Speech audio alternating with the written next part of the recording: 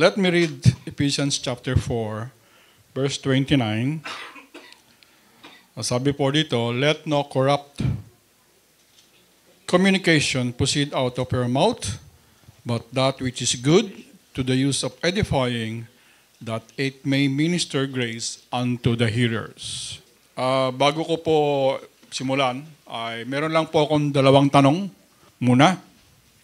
At usually, pagka may tinatanong ang isang teacher or preacher sa harap, at sabi niya, raise your hands. No? Marami ayaw magtaas ng kamay. Kaya hindi ko nasasabihin magtaas kayo ng kamay. Okay?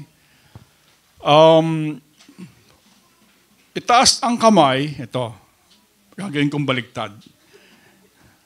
Ang sino man sa atin dito na hindi nakakaranas ng discouragement, itaas ang kamay. O, yan. Okay, so lahat tayo nakaranas ng discouragement. Kasi pag tinanong ko, sino ang nakadiscourage na nito? I'm sure hesitant magtaas ng kamay. So, yan ang isang katotohanan. Lahat tayo ay nakakaranas ng discouragement. From pastor to church workers, to fathers, mothers, children, students, workers, any workers, so may discouragement sa buhay. The next question now is, among our discouragement, natatas agad ng kamay. Hindi, wala pa akong question. Hindi ba? Okay. Doon sa dami ng discouragement natin, okay, nakatanggap na ba tayo ng encouragement? Okay, so hindi ko na pinapataas ng kamay, pero I'm sure lahat tayo meron. At ang encouragement niyan, it could be many things, no? But here in our church, sa ating iglesia, ang pinag-uusapan natin dito, siyempre, salita ng Diyos. At hindi naman natin sinasantabi ang iba pang bagay. Pero ang pinaka-importante, siyempre, yung salita ng Diyos. Yun na magbigay sa atin ng encouragement. We can get some encouragement, of course, sa mga books, sa songs, di ba? Minsan, kikinig ka lang, especially yung mga lumang awit, no? Lalo na yung mga panahon pa ng mga namin, matagal na, no? Tapos naluluha-luha na lang. Parang gusto ko liligawan yung asawa ko, parang ganyan, no? Encourage ka eh. O kaya naman, iba naman, pag nakakikinig ng awit, ng mga inchik, ng mga singkit, ng mapuputi, iba ba naman, nai-encourage naman sila, no? So there's a lot of encourage. Yung iba na-encourage, pag nakakabasa ng little slogan, let's do it. Sumisigla yung mga sportsman, ano? Mga athletes. So, maraming bagay na pwedeng mabigay sa atin ng kasiglahan sa buhay.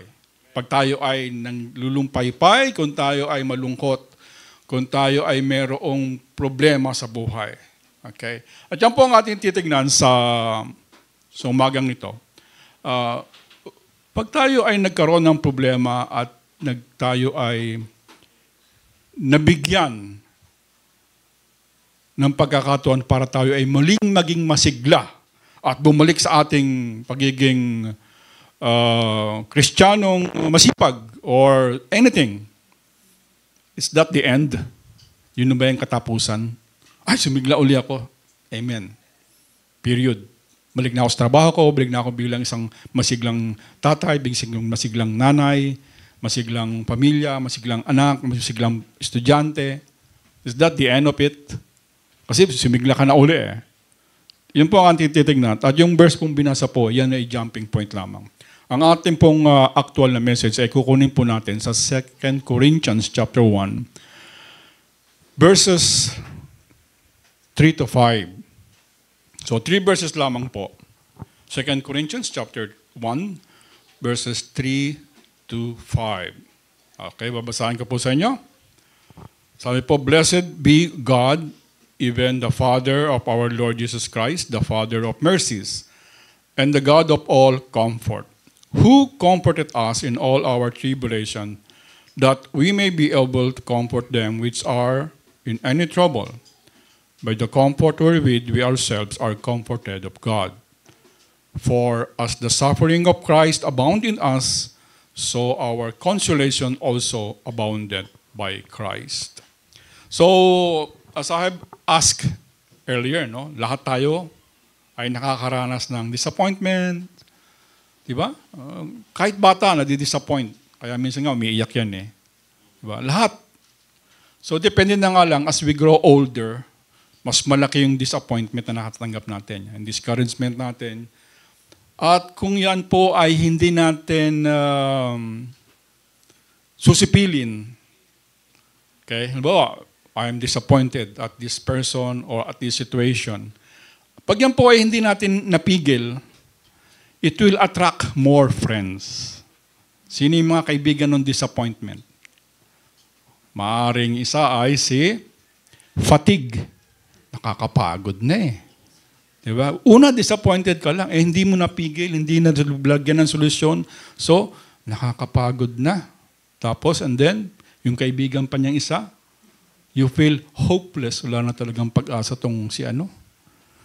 Tong sino man yan. No? And then, you feel discouraged. Then, self-pity. Yes. Magkakapatid yan eh. Magkakamag-anak yan eh. And then, doubt. And then, bitterness. So, yan. Magkakasunod na yan. Diba?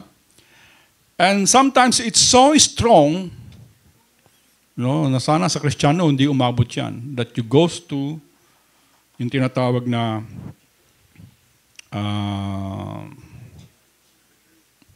yung walang pag-asa sa buhay, hopelessness. No?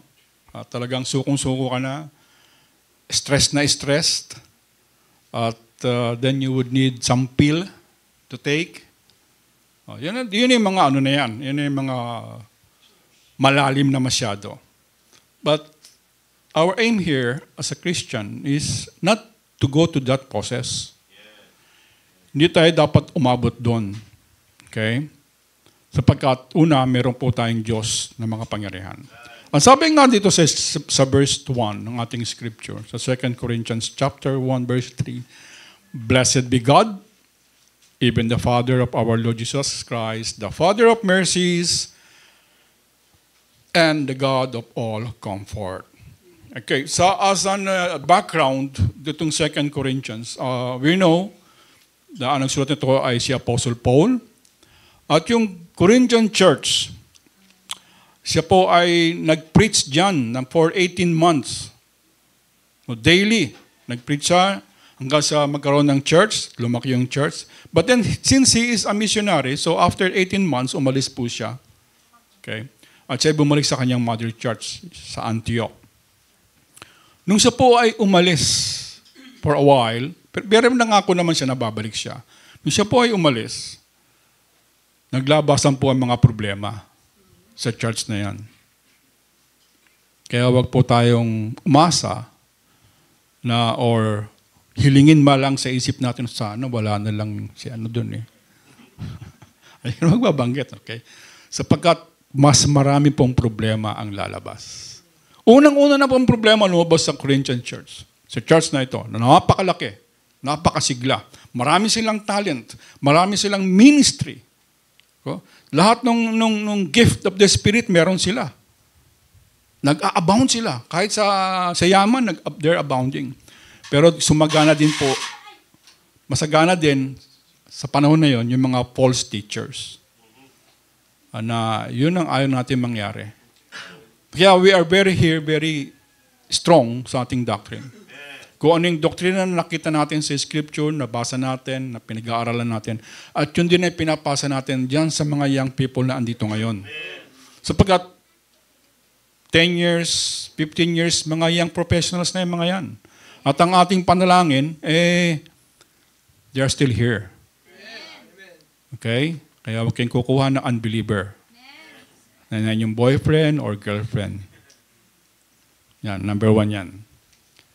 No, so, doon nung umalis si Apostle Paul, ang dami-daming problema ng Corinthian church. At meron pang gusto mag-mutiny. Sabi nila, hindi siya apostol. Si Pablo, hindi yan apostol ng Diyos. Hindi naman kasama yan sa 12 eh. Diba? Ganyan, marami. At kapag sinabi po yan ng isang tao or ng mga false teachers, ibig sabihin, hindi sila naniniwala sa authority ni Apostle Paul. binabaliwala nila yung pagtawag ng Panginoong Jesus kay Pablo. Doon sa pagtawag kay Pablo. So wala silang paggalang sa ating Panginoong Diyos. Okay? Kasi sinasabi nila, hindi ka apostol. Wala kang authority. Wala kang kapangyarihan dito. Wala ka nga dito. Kaya ang dami-daming problema dito kasi alis ka ng alis eh. Oh, di ba? Kaya ang dami mong persecution na Apostle Paul kasi hindi ka talaga totoong apostol. So, ang dami nilang sinasabi. At by that time talaga pong si Pablo ay masakit na yung kanyang puso. No? Sa dami ng problema niya. Dahil mahal niya ang church nito. Kaya nga, pero tingnan po natin, sa una niyang sinabi sa verse 3, sabi niya, "Blessed be God." Let's take a look first. Sino yung God? Sino yung Diyos? Alam niyo, itong lately na, this is month of February, ay maraming mga so-called gods na naglabasan. Doon na lang sa place namin, sa baba. No?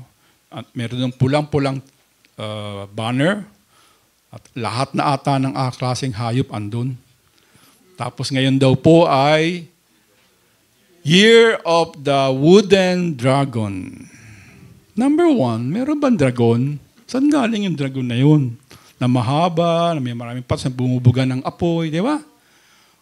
Katang-isip ng tao. Tapos, wooden pa. So, talagang ginawa ng tao. And yet, maraming mga tao ang napapersuade na doon humanap ng kanilang kapalaran at umasa. Yun kaya yung Diyos na sinasabi dito ni Apostle Paul. Tingnan po natin, again. Sabi doon, it starts, sabi doon, even the Father of our Lord Jesus Christ. Ayun.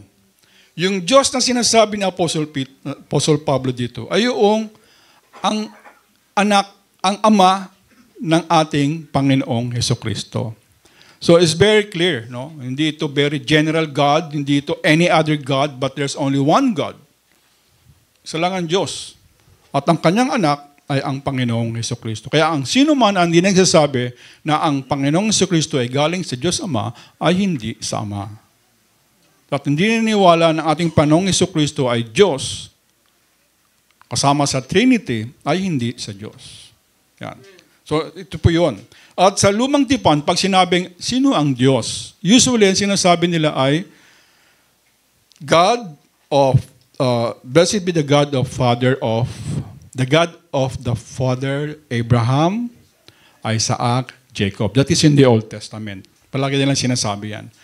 But in the New Testament, mga kapatid, sa church age, sa panahon natin, hindi na po yun ang ating panalangin. Ano na? God, the Father of our Lord Jesus Christ. So, yun na po ang pagpakilala sa New Testament. So, kung titingnan natin, sino yung Diyos? Yung anak. May anak na ang pangalan ay Hesukristo. Yung Diyos na yun. So, yung Diyos mayroong anak. Pero nag-iisa lamang po yun in Trinity. Okay? So, anong makikita natin dito? So, nakita natin yung identity ng Diyos.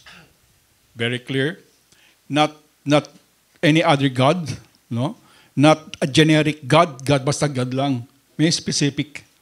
Merong tinumbok kung sino yung Diyos na yan. Okay. Then, sabi dito, siya ay Diyos ng kahabagan. God, Father of mercies muna pala. Father of mercies. Siguro, habang nag-aaral tayo ng salita ng Diyos, makita natin, from the Old Testament until the New Testament, ay napakadami po ng verses na magsasabi ng ating Diyos ay Diyos ng kahabagan. Okay? Sa Psalms na lang, ay napakadami. So, yun dun sa naramdaman ni Pablo na sakit o kirot sa puso niya, no, dahil sa persecution, ay nakita niya dito, kasama ko pala ang Diyos, ang Ama ng kahabagan. In the middle of my pain, sa gitna ng aking paghati, sa gitna ng aking mga problema, sa gitna ng mga pag-away sa akin ng mga tao, no, kasama ko pala yung Father of all mercies. Father of mercies. Kasama ko siya. No? Hindi nag-iisa si Pablo dito na kahit na siya ay naglalakbay, no, sa malayong lugar. Kasama niya yung Ama ng kahabagan. Ngayon, although marami po siyang pasakit na naramdaman, makita po natin dito na ito ay hindi isang chastening o pagpapalo. Siya ay maraming problema, hindi dahil sa kasalanan. Ito po ay hindi ito pagdidisiplina sa kanya. Yun ang sinasabi ng mga false prophets, no? False teachers. Kaya ka maraming problema kasi you are not a true teachers. You are not true apostles. Hindi po. Ang ibig sabihin po ito, marami po siyang problema, marami siyang bagabag sa buhay. But yet, nakita po niya na siya'y hinahawakan ng Diyos ng kahabagan. Yun po ang maganda sa mga mananampalataya. Yun ang ating pwedeng panghawakan. No? Na kahit na pang problema yan, malait, malaki. No? Bakit? Wala namang maliit na problema eh. Sa tingin natin, pag tayo ay tumingin sa problema, palaging malaki yan. Pero pag tinignan natin yung ating Diyos, ang ating Panginoong Kristo, yung problema na yan liliit. Sapagkat ang makikita natin ay ang ating Diyos na mahabagin. Sabi sa Psalms 103, verse 13, like as a father pitieth his children, so the Lord pitieth them that fear him.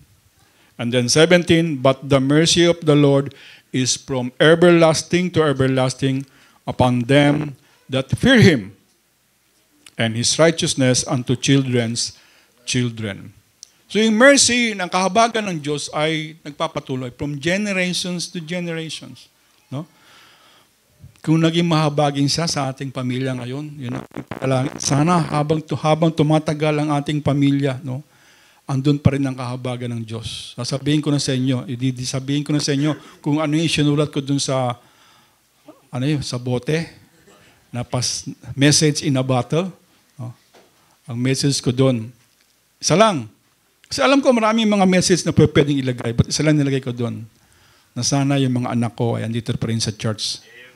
After that years. Kasi we don't know, after 50 years, andito ba ako? Maril, biyaya ng Diyos yun. I don't know kung abot ako 100. Pero, ewan natin, ano?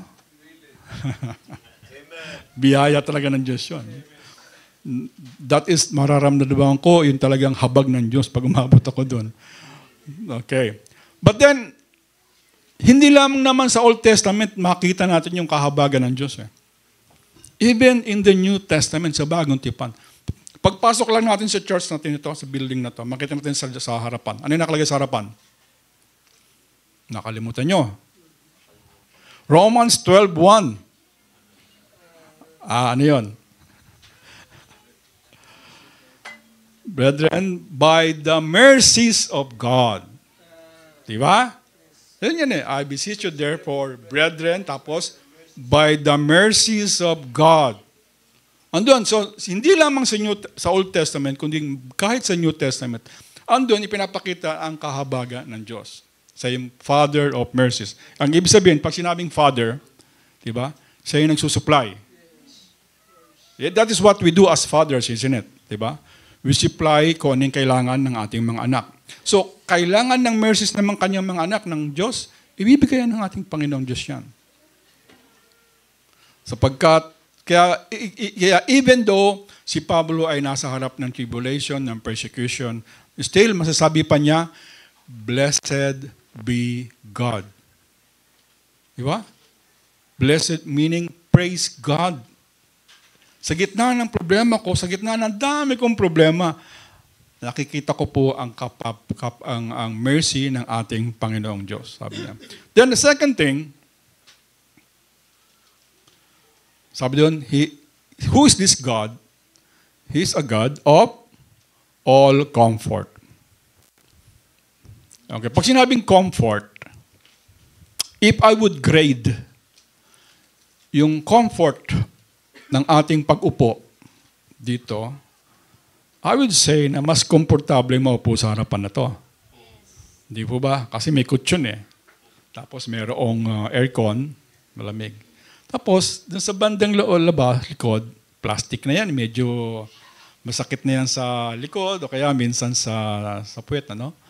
So, yung kaya yung comfort na sinasabi ng ating Panginoon Diyos, na God of all comfort, na kung saan meron tayong kamang malambot, okay? Air conditioner room. Iba naman sinasabi, basta ang gusto ko lang comfort food. Diba? Maraming ganun maraming klaseng comfort ang hinahanap ng tao na sa palagay niya, he feel very blessed. Kasi meron ako nito Is that the comfort that God is giving to us? Yun kaya ang binibigay niya dito? No? Hindi po, mga kapatid. No? Because even though nakaupo tayo sa kahoy na silya, God can still comfort on us. Diba? Point in case lang, dun sa camp last year, dun sa Santa Maria, hihiga ka dun sa tent. Pag higa ako, ay, sarap. Tapos may bato pala sa ilalim. Kahit anong kong pihit, may bato talaga, nasa ilalim talaga para matanggal yun, tatanggalin mo ulit yung tent. Masyado naman uncomfortable yung gagawin ko na yun. But yet, because we are studying the Word of God at that tent, nakaraos ng maayos. Di ba? Kasi there's much better than that physical comfort na hinahanap natin. Because yung comfort na binibigay ng Diyos dito, yung courage, yung bravery, yung strength, in spite of all this discomfort. So yung comfort na binibigay ng Diyos, we are blessed kapag ibigay yan. But there are meron mas magtinding comfort, yung tigsigla, yung tapang natin na humarap sa discomfort na yan. At kung titingnan po natin ang Scripture, kaya sabi nga diba, Scripture interprets Scripture. Okay. Merong binili ng ating Panginoong Jesus that gives comfort nung siya ipapaulik sa langit. And that is the Comforter. This is in John 14:26. Sabi doon, but the Comforter, okay, so the Comforter should give comfort, which is the Holy Ghost, whom the Father will send in my name. He shall teach you in all things, and bring all things to your remembrance, whatsoever I have said unto you. So, He is a Comforter. But nakita natin, yung mga apostles, yung mga preachers at that time, hindi naman sila nasa comfort In fact, ang daming nga nilang dinanas na persecution. And yet, ang sabi nila, God is my comfort. Amen. Yeah? Because nagbibigay sa akin ng mercy and then comfort. So this all comes from God. And also, so hindi nanggaling ang kanilang comfort from any angel, but directly from God. It doesn't come from any cosmic force. Okay?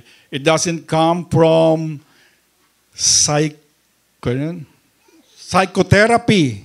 Yan. Hindi nanggaling dun sa comfort nila Hindi nanggaling sa anumang mighty slogan. No? Kasi ngayon, ang daming slogan ngayon. But yung comfort nila, yung warmness ng puso nila ay nanggaling sa Diyos. At yun po ang mas pinakamagandang comfort na makukuha natin. Sapagkat yung comfort na yan, ang sabi sa Scripture, it is from generation to generation. Any comfort, physical comfort natin na binigay ng Diyos, it is a blessing. But yan po ay pwedeng mawala. Pero yung comfort, yung bravery, yung strength na binibigay sa atin ng Diyos, it is there, is always there. Ito, hindi po yan magbabago. Although Paul has plenty of heartbreak, no? Because his character is being assaulted. That is the one thing na ayaw po natin, hindi po ba? Na yung character natin, yung pagkatao natin ay talagang sisirain. Kasi that's the only thing na meron tayo na talagang atin Di ba? Yung ating, kung ikaw mabait, talagang mabait ako. Pero huwag niyo sabing ako'y salbahe, magagalit ako. Diba? So, yung character natin, ayaw natin na-assault. But si Pablo, inabot niya yung sangkatutang na assault. Okay? Siya po ay pinagbintangan pang, yung pera ng mga abuloy, ginagasto mo lang yan eh. Yan ang mga assault na inabot ni Pablo. But makita po natin dito na at that time, nung kanyang persecution, yung kanyang problema, yung kanyang disappointment, yung kanyang the time of discouragement, who is his comfort? God. Sana yun po ang ating makita, no? Na ang ating blessing na nakukuha ay all comes from God. Then, since God siya yung source of comfort, okay, meron din naman tatanggapin po natin yung comfort na yan. Siya yung source ng Panginoon Diyos.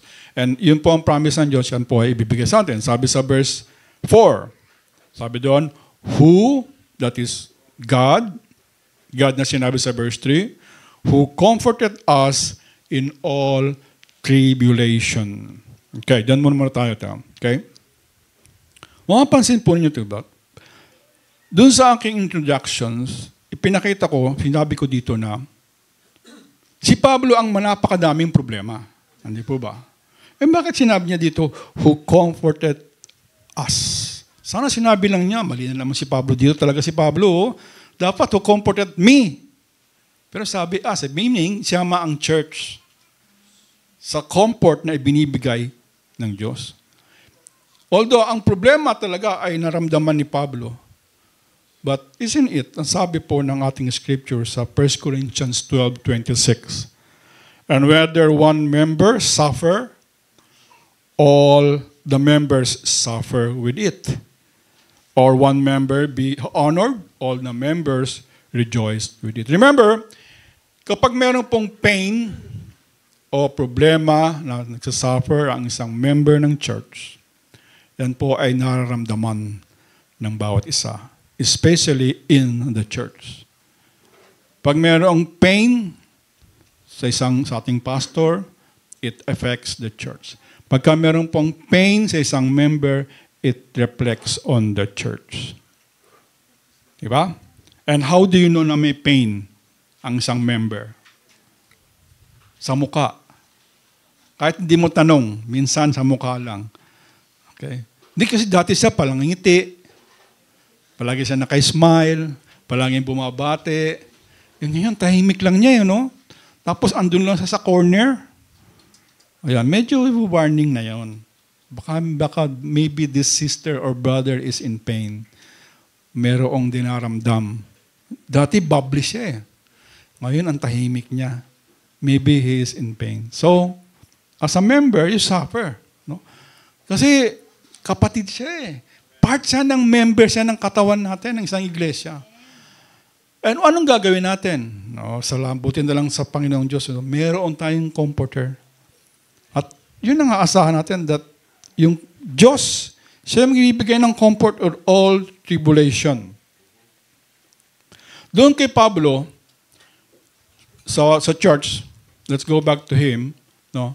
Kasi nga, mayroong pumasok ng mga false teachers at hinati nila yung church. So, nagbigay siya ng sulat sa 1 Corinthians, tapos nagsisi yung church. Yung majority, nagsisi. Okay? At sila ay bumalik sa paglilingkod sa Panginoong Diyos. Pero may mga natira pang konti. Okay? Yung mga konti na yun, yung patuloy na naninira, sumisira sa church. Okay? So, hindi talaga totally mawawala yung merong trials sa isang church. Meron at meron yan. Sapagkat, ang dami nating individuality dito eh. Hindi naman tayo dito katulad ni Brother Louie o ng sino bang kapatid. Okay? Or ng ating pastor o ng sining mandiko. Hindi, iba-iba talaga tayo dito ng individuality. And each of one of us ay merong gustong mangyari. Pero of course, siyempre, being a church, we go on kung ano yung gusto na nakarami as long as it is scriptural. But yung God of all comfort, Panginoong Jesus, o Panginoong Diyos, the Father of mercies, okay, ay nagbibigay sa atin ng encouragement. Kapag yung kapatid na nakita natin nalulumbay, o ikaw mismo, nakita mo, ikaw naranasan mo na kayo nalulumbay, tandaan natin, ang Panginoong Diyos natin, siya is like a friend who sticks closer than a brother. Meron tayong Panginoong Diyos na nagsabi na He will never leave us or forsake us. Meron tayong Diyos na sabi na nag-takes reside that resides in us. Meron tayong Diyos na mayroong unlimited resources through the Lord Jesus Christ. Yun ang tandaan natin. Hindi tayo aasa lamang doon sa financial, sa health issues, no? But more on the strength, more on our bravery, para doon sa mga bagay na problema na hindi natin kayang sagutin. Hindi natin kayang solusyonan. At alam niyo po ba, yung knowledge ng God is merciful, God is comforter, sana ay hindi lamang ito a part of a revelation to us. Ano yung ibig sabihin nun?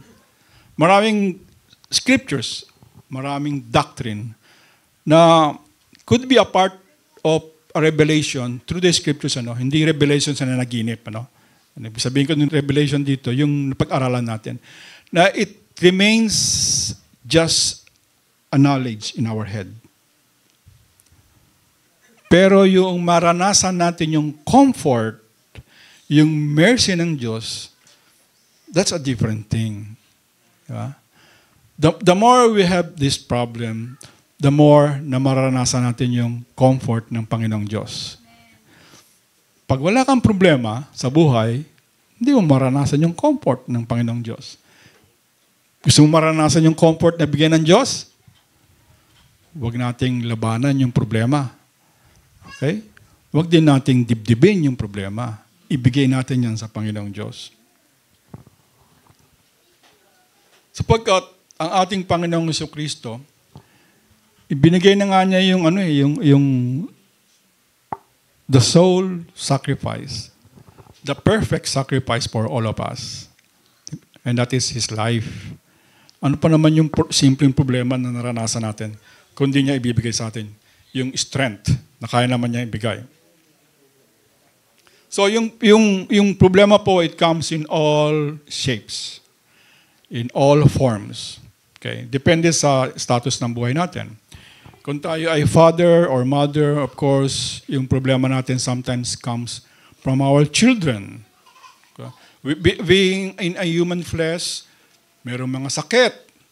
Ngayon na lang, marami may sakit. Dapat kasama namin sila mag-asawang Brad Rudy, no? Pero since siguro age na rin, sabi, Brad, sorry. Okay. Ganun din, loss of love, yan ang pinakamabigat talaga na maranasan natin, loss of love.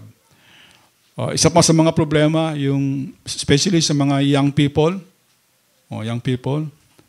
unsure future. Diba? Masyadong dinidilbi. Ano ba ang future ko? Anong mangyayari sa akin sa future? No? Ano yung mangyayari sa mga anak ko? Sa mga parents naman yan. So all of these things are important. Because yung mga bagay na yan ay nagbibigay sa atin ng sakit sa puso. Matandaan natin, but don't get frustrated, don't get confused, because we have a God who gives us comfort, who is a God, who is a Father of mercy. Alam ng Diyos yung pinagdadaanan natin. At kaya din niyang solusyonan yung problema natin. Amen. So makita natin na yung problema na yan, it is a way of making us better kasi. It's a way of making us better. It's a way of making us perfect. Sabi sa James, my brethren, count it all joy when you fall into diverse temptation. Okay? Sa verse 4, sabi niya, but let patience have her perfect work, that ye may be perfect and entire, wanting nothing. So that makes us better. Yung mga pagsubok na yan. Yung mga problema na yan. Don't go to the worldly methods of solution. Okay? Go to the God's Word. Doon tayo magpunta sa salita ng Diyos for solution.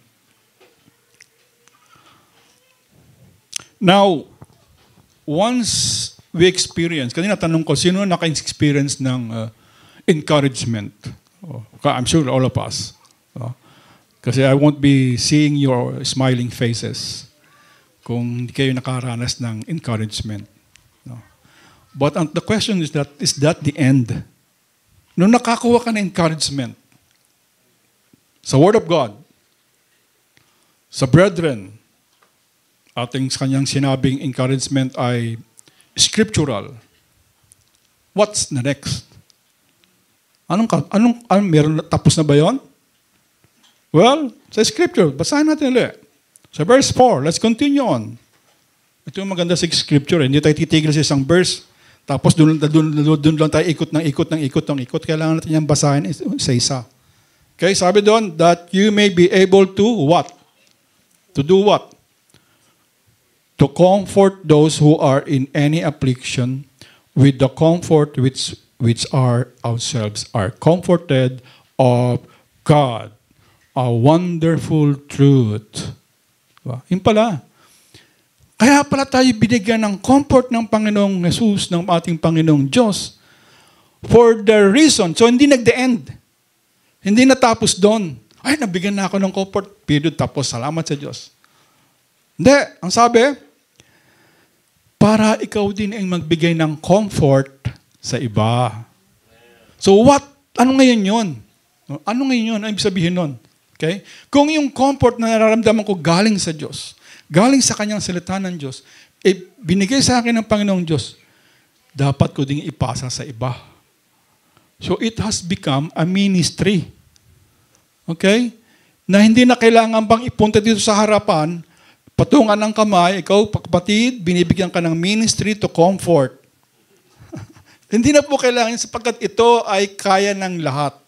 Amen. If we receive comfort from God, from His Word, we can give that same comfort to anybody, to everybody na nangailangan po ng comfort. Huwag tayo maging selfish na yung comfort na natanggap natin, sa akin lang yan. Salamat sa Diyos. Bahala ka sa buhay mo. No, hindi po ganun. Hindi ganyan ng Kristiyano. Kapag may nakita po tayong tao, kapatid, na mayroong problema, of course, huwag ka naman tayong masyadong obvious na na masyado na tayong pakialamero. Kundi, be conscientious din naman. Okay? Pag nakita natin medyo matagal-tagal na siyang nag-iisa, then we know something. And pray. Manalangin tayo. Huwag lang basta-basta anong problema mo. Siguro laki ng problema mo, no? Sabi ko na nga ba, ikaw talaga ganyan eh. Ganyan ka na naman palagi eh. So, ganun po mga kapatid. Remember, our role is to comfort. Okay? Hindi yung lalo mo siyang pabibigatin sa kanyang problema. Mag-ingat po tayo sa role na ito, mga kapatid. No? Kasi it takes really the Word of God and practice and prayers. No? Huwag nating, pag tayo po sabi kasi ng Scripture, sabi ni Brother El, magbigay ako ng comfort. May problema tong kapatid na to. Lapit ako nga siya. Make sure na kapag siya nakikinig sa iyo, hindi lalong bibigat yung puso niya. Dahil binigay mo na yung problema mo sa kanya. Yun po isa sa mali, no? Sa mga nagtatry na mag-counsel. No? That's why it takes really the Word of God. Your role is to comfort that person, not to comfort yourself. Kasi sometimes, I feel comforted pag nilalabas ko talaga yung sa puso ko. No? Yung kapatid nga natin may problema na tapos ilalabas mo pa sa kanya yung sama ng loob mo, yung problema mo sa kanya, sa ganito. You're not being a comforter. No? Dinadagdagan mo lang yung problema niya. At next time, ayun na kitang makausap, kapatid. Sa halip na ako ay makomfort, lalo mo binigyan ako ng problema. Sasabihin mo, kapatid, ko-comfort kita. Ayoko na. Thank you. Okay na ako. So that is one of the ministry na hindi na kailangan ito ng hindi ito kailangan ng delicate pa, sasabihin pa, no? It is a common for all of us. No? Kasi we experience discomfort, we experience discouragement, so we can give encouragement sa mga kapatid natin. Kapag nakita natin, pag naramdaman natin, pag nakita natin na mayroon silang problema, we can help. We should help. Okay? Because God is our comforter. He is a Father of mercies. Christ is a comforter. The Holy Spirit is a comforter. And so are we. Okay? Kaya nga, of course, we are not saying nag-level tayo ng Diyos. No. But binigyan niya tayo ng talent, binibigyan niya tayo ng oras, binibigyan niya tayo ng tamang silta para bigyan ng comfort ang ating mga kapatid. Okay? And the greatest comfort, of course, is the gospel. For those persons or kaibigan na hindi pa alam ang ebanghelyo, that is the greatest comfort. So, we see now that God will not comfort us para lamang tayo I feel comfortable. No. We know now that we are being comforted of God so that we can comfort each other. So next time po mga kapatid, that we need comforting, okay? Go to God, go to His Word, and when you receive that comforting verse, sometimes just read the scriptures, di ba? And you will be enlightened. Oh, ganun pala yun. And you will feel revived. No? You will be revitalized. Yes, that's true. This is true to my life. Praise God. Ang bait ng Diyos. As you truly read the scriptures, mararamdaman mo po yan. Mararanasan po niyan. So, the doctrine of comforting does not just stick on your head. It sticks on your heart also. Kasi naramdaman mo, naranasan mo. Hindi lamang ito isang knowledge, stock knowledge, but experience, because Christianity is an experience. Hindi lamang yung title, Christian ka, yes, Christian ako. Lahat ng tao dito Christian. But did you experience all the forgiving, the sanctifying love of God? Naranasan mo ba yon? Naranasan mo ba yung tunay na comfort na binibigay ng Panginoong Jesucristo dahil sa kanyang pagkamatay sa krus? If not, then you have just the knowledge but you don't have experienced it personally.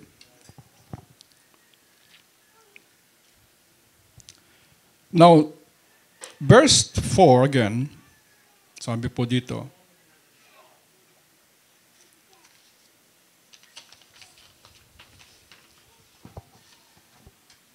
verse 5, sabi doon, for as the suffering of Christ abound in us, so our consolation also abounded by Christ.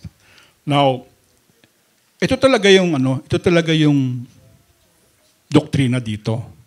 Okay? Sabi doon, as the suffering of Christ abound in us. Anong klaseng suffering ito? No? Ito po yung suffering that is caused by our righteous living. Okay? Ito yung talagang tema dito. Yung mga discomfort, yung discouragement na maaari nating nararanasan, it is because of doing the will of God. Okay?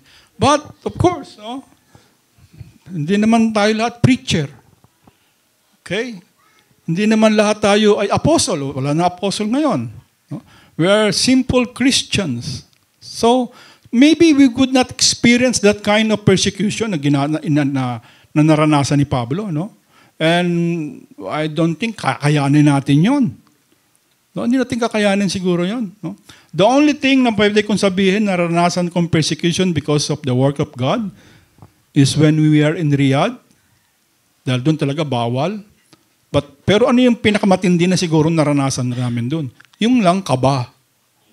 Kaba lang, di ba? Kasi baka may nakatingin, pupunta kami sa church, sa building, sino mga nakapark dito, mga dati bang sasakyan, naku, may itim na van doon, baka ano yun. Mga ganun ng kaba lang. Pero yung personal persecution na talagang may pupunta, wala. No? So, we didn't even experience those kind of persecution na inabot ni Apostle Paul. At I would not pray na abutin natin yun. Sana wag na. No? Sana wag na. So, but then, in application, we have so many persecution sa buhay natin. We think it is a persecution. We think it's a discouragement. But then, let us see to it, mga kapatid, not isipin natin palagi na meron tayong Diyos that gives us comfort. And that comfort does not end there. Okay? So, the more problem we will have, mas maraming pagtulong ang Diyos ibibigay sa atin, mas maraming comfort, mas maraming mercy ang ating mararamdaman. Ibig sabihin nun, mas marami din tayong tulong na ibibigay sa ating mga kapatid. So anong gusto nyo? Tatakbo ba tayo sa problema? O haharapin natin yan sa tulong ng Diyos? Pagka meron ba tayong nakamit na isang kapatid na inisnab tayo, ayoko na sa church na yan, aalis na ako. Nahirapan ako doon sa doktrina, aalis na ako. Puro ganun na lang ba? Hindi po, di ba? So kung mayroong problema, harapin natin yan, pag-usapan natin yan, and God will help us. So that kapag may dumating na ibang problema sa ibang mga kapatid, then we can share our blessing na God is my comforter. So let us do our ministry of encouragement. No? By His Word, importante po yung salita ng Diyos. Importante po yun. Kasi kung mag-encourage lamang tayo because of our experiences, bigyan naman natin ng verses, please. Yes. No, bigyan po natin ng verses. Hindi yung, kasi ganito nangyari sa akin, so ganito gawin mo. No. Iwas po tayo sa ganon, mga kapatid. Kahit na isa lang verse ang alam mo, ibigay mo, paikot-ikutin mo na lang doon. Di ba? Paikot-ikutin mo, basta may verse kang ibigay. Pero siyempre, matagal lang tayong Kristiyano, matagal ka nang sisimba dito, dapat naman siguro may higit sa 3 alam nating verses. Ayun, amen. Okay, hindi lamang for God so loved the world. Although, andun din yun, siyempre, mahal ka ng Diyos. But then, the more you experience God's forgiveness, strength, of course, then the more dapat lumalago tayo. Hindi lamang sa ating spiritual life, kundi din sa ating ding Christian living. So next time we come to the church, always wear our smile. Di ba? Kasi baka mamaya, but may problema ka ba kapatid? Kasi hindi ka pang umingiti eh. Kitang-kita ko kayong lahat. Oh. Masyadong serious yung mukha mo. Okay? Baka may problema. And then also, always be sensitive din naman po. Wag basta-basta, wag masyadong yung lahat na lang inisisisa mo naman. Okay. So mga kapatid, yan po ang ating message ngayon, encouragement. No? So the next time we feel encouraged by the Word of God, even by the songs na inaawit natin dito, no?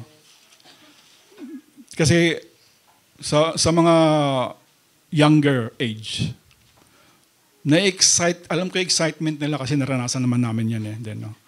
Na-excite kami kapag sa kanta, sa awit ng certain band noon, no? Di ba? Yung mga panahon natin. Ganon din naman sila ngayon eh. They get excited talaga, no? Pero sana hindi tayo doon kumukuha ng ating strength. Sana ang ating strength ay kinukuha natin sa ating Diyos. Okay? Sapagkat yun lamang ang strength na pangmatagalan. Na hindi tayo ibabagsak kahit kailanman.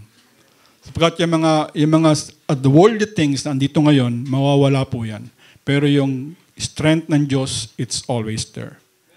Amen.